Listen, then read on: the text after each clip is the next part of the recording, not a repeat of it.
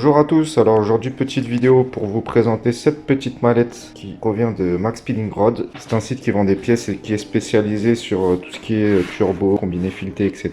Il y a des choses très intéressantes là-bas à voir. Et là aujourd'hui je vous présente un petit kit de démontage pour sonde lambda. Et là on a une douille aussi pour les injecteurs. Alors je sais pas pourquoi elle est dans le kit mais bon, elle est là. Alors voilà comment se compose la mallette. Alors on a différentes douilles avec des trous sur les côtés pour laisser passer les fils des sondes à oxygène avec plusieurs diamètres. Vous voyez, donc là on voit qu'il y a du 29, du 22. Par exemple ici on a un injecteur. Si vous prenez cette douille par exemple, vous voyez, ça vous permet de desserrer les injecteurs. Bon, aujourd'hui j'ai pas 36 véhicules sous la main, donc du coup je vais montrer. C'est un moteur de Dacia. Hop. Alors par exemple ici pour démonter la sonde lambda, quand c'est dans ce contexte, il faudrait enlever la plaque anti-chaleur, etc. avec toutes les vis, ça serait une vraie galère. Alors que là, vous prenez juste la petite clé là. On va prendre celle-là. On va essayer avec celle-là. Alors, hop. Vous voyez, ça s'emboîte direct. Et au final, vous pouvez desserrer sans gêner avec le fil parce qu'il y a un trou prévu à cet effet. Là on a la deuxième là. En fait c'est tous à peu près le même type, ça dépend comment c'est configuré. Et en fait ça a l'air d'être les mêmes, mais en fait il y en a qui sont prévus pour les gros cliquets. Il y en a par exemple qui sont prévus pour les petits cliquets. Donc c'est plutôt un kit polyvalent. Franchement je suis pas déçu parce que ça me rend bien service.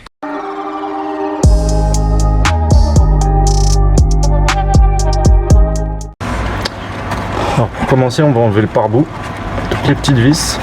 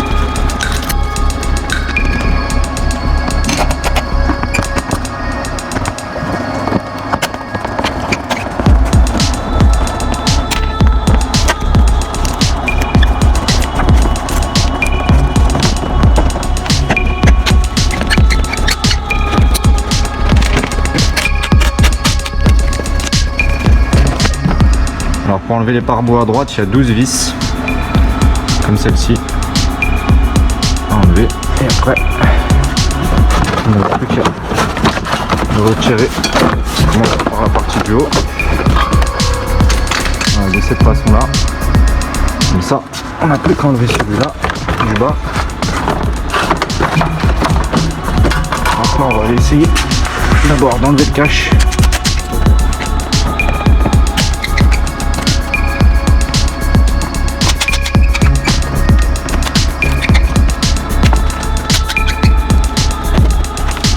Bon, pour l'étape suivante, il va vous falloir enlever ces vis là pour enlever la poulie, et derrière il y a les repères constructeurs. Tournez, levez le broquin, il va vous falloir ces deux douilles, c'est les douilles Volkswagen.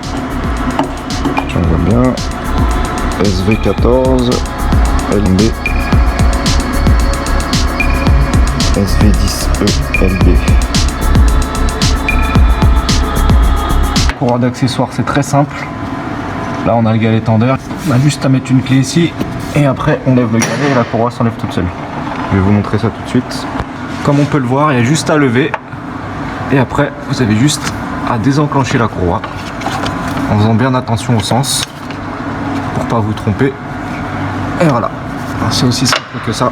Alors ce qui est bien, c'est que vous pouvez enlever la poulie et après vous aurez quand même accès à ce boulon là et vous pourrez tourner quand même le moteur. Vous n'êtes pas obligé à chaque fois de remettre la poulie comme sur les autres véhicules. Hop.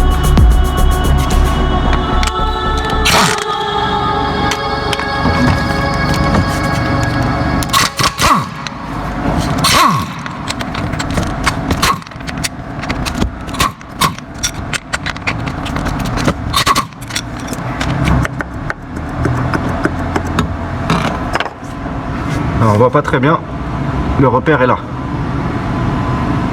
C'est un petit trait sur la poulie. Je sais pas si on voit bien. Il faut que le trou ici, en haut, soit au milieu de ces deux crans là. C'est-à-dire que vous allez tourner, le trait va être juste à gauche, ici. De toute façon je vais vous montrer après, une fois qu'il sera bien positionné. Là on va tourner, on va le mettre au bon endroit, comme ça vous allez comprendre.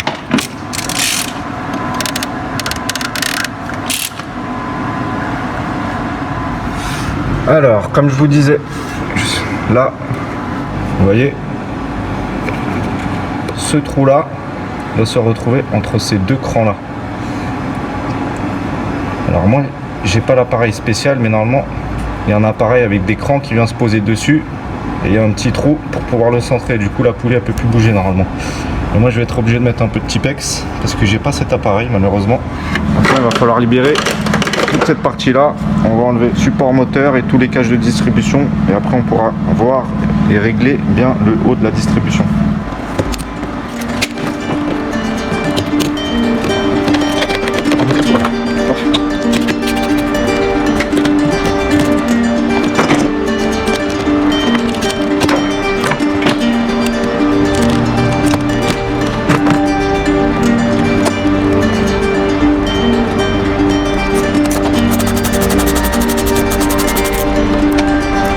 Je suis en train d'enlever le support de filtre à gasoil. Donc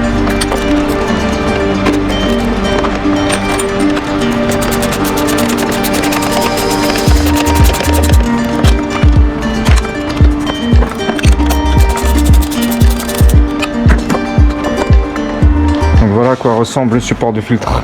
Il y a une vis tout en bas, une deuxième vis là, et là c'est un petit écrou de 10. Alors ici on a une petite vis de 10 qui va nous permettre d'enlever le bocal de lave-glace.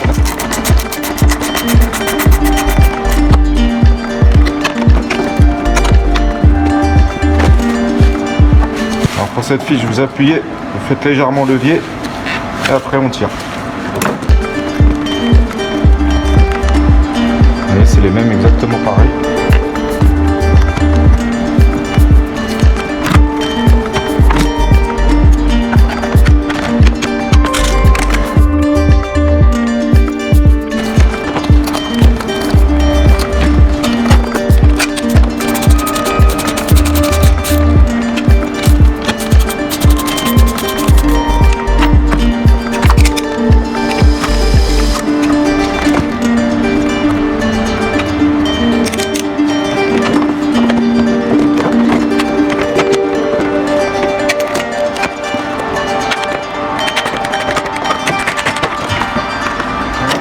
Voilà. Alors du coup vous enlevez cette petite patte comme ceci.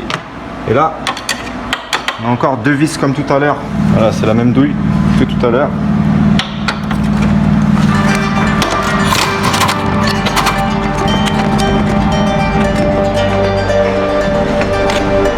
Bon ça si je peux le laisser là, je vais le laisser là. Je vais vous faire de la place en écartant les briques. Comme ça, il n'y a rien qui vous gêne.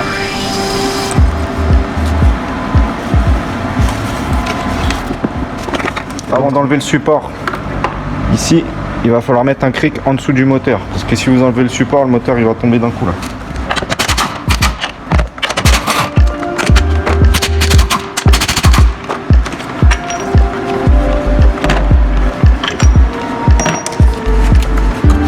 Ah, j'ai oublié, il faut enlever les deux petites vis de 13 là.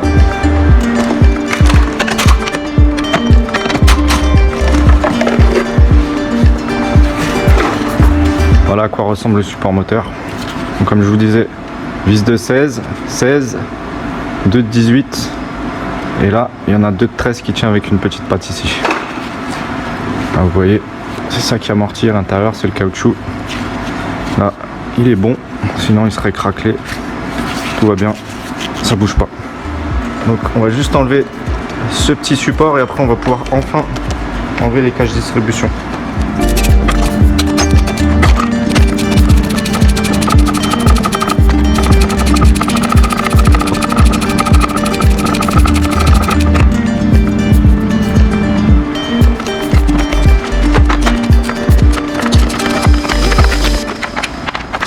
Alors faites attention, celle-là et celle-là, c'est pas la même longueur. La plus courte elle va devant et la plus longue elle va derrière en bas.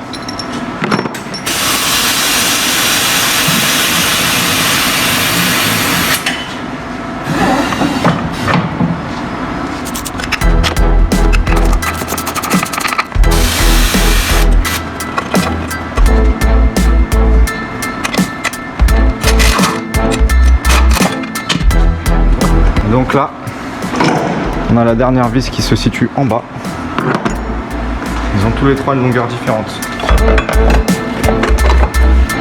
On va relever une dernière fois le moteur.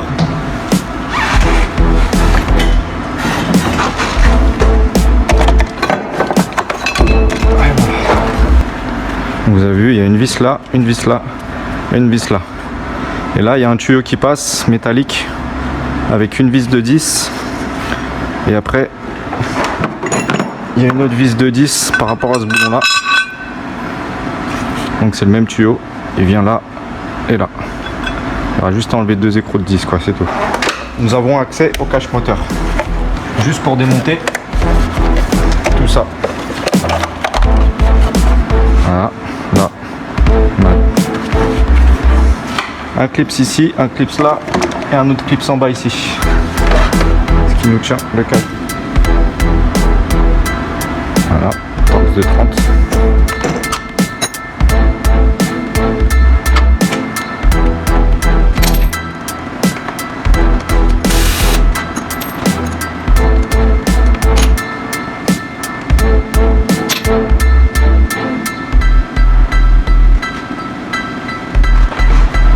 Donc voilà, une vis de 3, 4, 5. À partir de maintenant, on a accès à la distribution. Donc là, c'est la pompe à gasoil. Là, on a un galet enrouleur, galet tendeur, arbre à cam, pompe à eau. Là, on a 2 petits galets qui mettent un peu de pression à la courroie. Parce que sinon, je pense qu'ici, il devait y avoir des points morts, des points mous plutôt, pardon. Et tout en bas, la poulie. Là, on a le vilebrequin. On va commencer par le repère de l'arbre à cam. Ça va pas être facile parce qu'il faut mettre un miroir. Alors, attendez.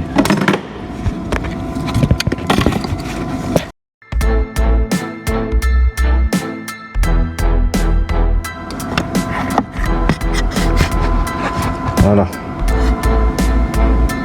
Vous voyez le petit trou à l'intérieur là? Il faut rentrer une goupille. Ici, on a le deuxième repère sur la pompe à gasoil. C'est pareil. Il faut mettre une pige. Et en bas, comme je vous le disais,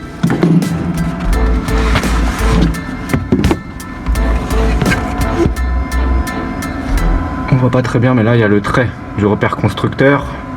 Et ces 2 pignons doivent se retrouver bien au milieu de celui-là. Enfin, celui-là doit se retrouver au milieu de ces 2 pignons. Alors normalement, on a un espèce d'appareil spécial qui vient se mettre sur les dents comme ça. Et derrière, il devrait y avoir un petit téton qui se met dans le trou là, de façon à ce que la poulie, elle bouge pas.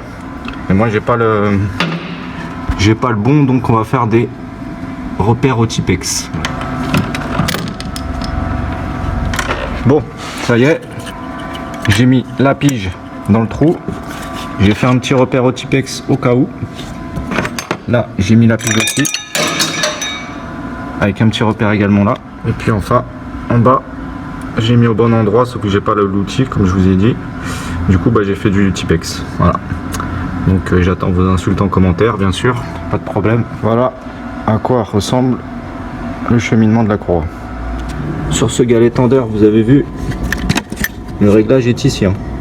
Bien ici, il doit se retrouver entre les 2 petits trous. Vous voyez, cette flèche là doit bien être entre les deux là quand vous retendez après. C'est ce qui fait la tension et le réglage. Vous avez vu, je sais pas si on voit, et quand la courroie force, vous avez vu, c'est ça qui rattrape le jeu et qui empêche qu'elle casse. C'est-à-dire si vous réglez mal ça et que vous le tendez trop, la courroie peut péter un jour ou l'autre.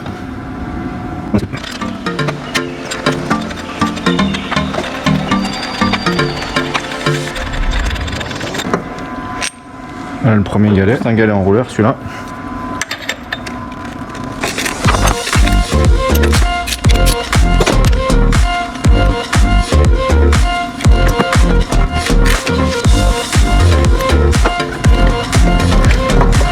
Donc voilà, jusqu'à présent, vous voyez, rien de sorti. Hein. Le galet tender. On va enlever le petit galet du bas.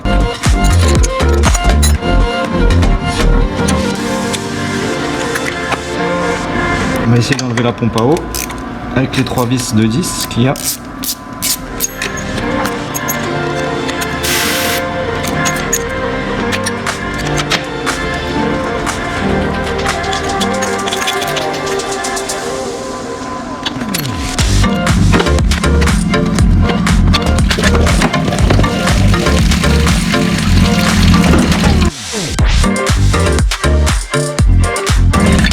Un petit bac en dessous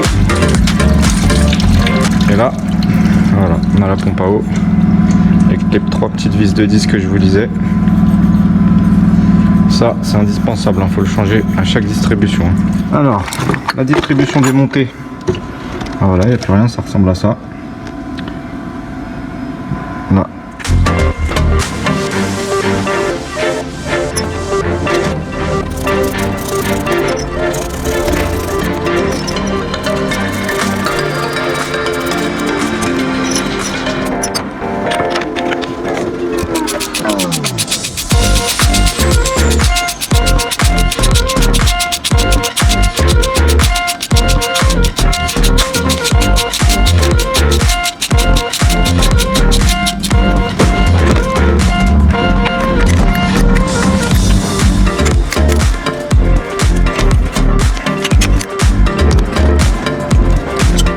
Pour le galet tender, faites attention, le petit téton là doit rentrer dans le petit trou là, de façon à ce qu'il soit accroché et qu'il ne tourne pas.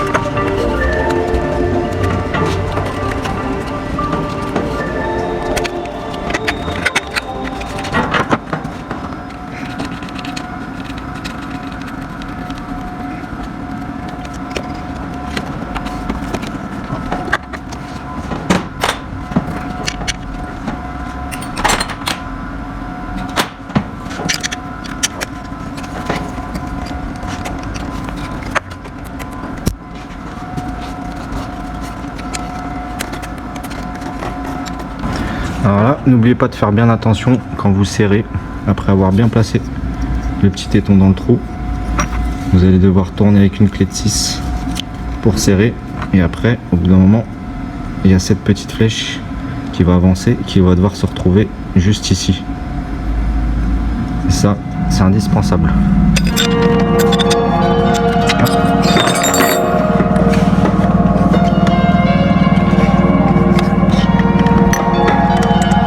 Bon, maintenant commencer à faire 2 tours de moteur, voire plus.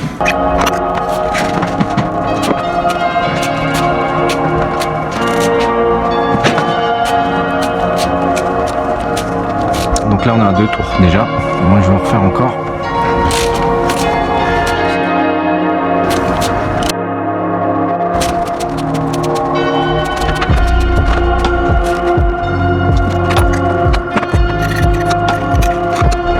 Bon bah voilà, tous les repères retombent en face. La tension normalement c'est automatique, vu que vous la réglez par rapport à la flèche. On va tout bien vérifier le serrage et puis c'est bon. On va remonter tous les caches.